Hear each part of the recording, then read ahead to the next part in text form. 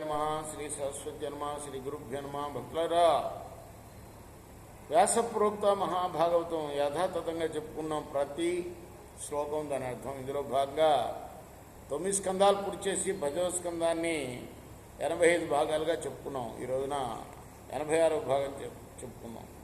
చెప్పుకునే ముందు వ్యాసుల వారికి నమస్కారం చేసుకున్నాం. అదేవిధంగా క్షేత్రపాలకుడైన ఆంజనేయ స్వామికి, సమర్థ గురు సాయినాథుడికి నమస్కారం చేసుకుంటూ ప్రారంభం చేద్దాం. తదా బకారిం సురలోకవాసినః సమాకిరన్నందన మల్లికాదిభిః సమీడిరే చానక శంఖ సంస్థవై తద్వీక్ష గోపాల సుతా విశిస్మిరే. రామకృష్ణ రామకృష్ణ హారతి మొదలుపెట్టు. అప్పుడు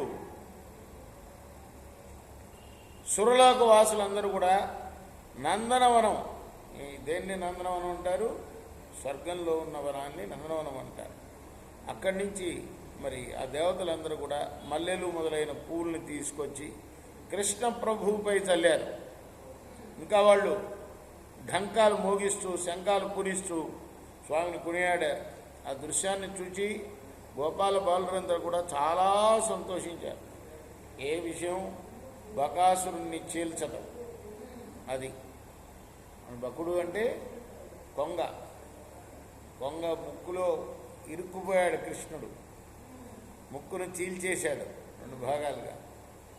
దాన్ని చూసిన వాళ్ళందరూ కూడా వాడొక రాక్షసుడు కొంగ రూపంలో వచ్చాడు మింగేయాలని.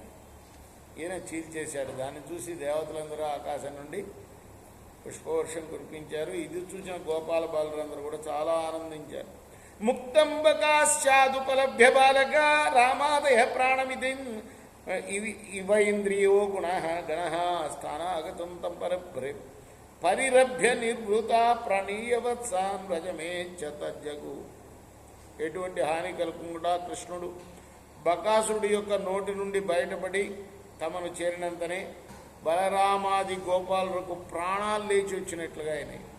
అప్పుడు వాళ్ళందరూ కూడా ఆ చిన్ని కృష్ణుడిని తనివి తీర కౌగలించుకొని ఆనందంతో పొంగిపోయారు. ఆ తర్వాత వాళ్ళు గోపబాలురు తోటి వాళ్ళందరూ కూడా ఈ విషయాన్ని గురించి అందరితో చెప్పారు ఎంతో సంతోషంతో.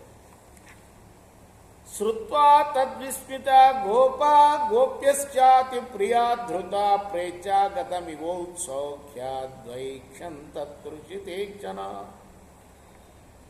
ఆ తర్వాత ఈ విషయం విన్న వాళ్ళందరూ కూడా, అంటే గోపాలుడు గోపికలు అందరూ కూడాను మృత్యుముఖం నుండి ఎలా బయటపడింది తెలుసుకొని సంబరాలు చేసుకున్నారు. చిన్ని కృష్ణును చూస్తూ అవధులు లేని ఆనందాన్ని అనుభవించారు. వాళ్ళకి ఎంత చూసినా తనివి తీరటం లేదు కృష్ణుణ్ణి ఆ సమయంలో. అహోబతాస్య బాలస్య బహో మృత్యో భవాన్ అప్యాసీత్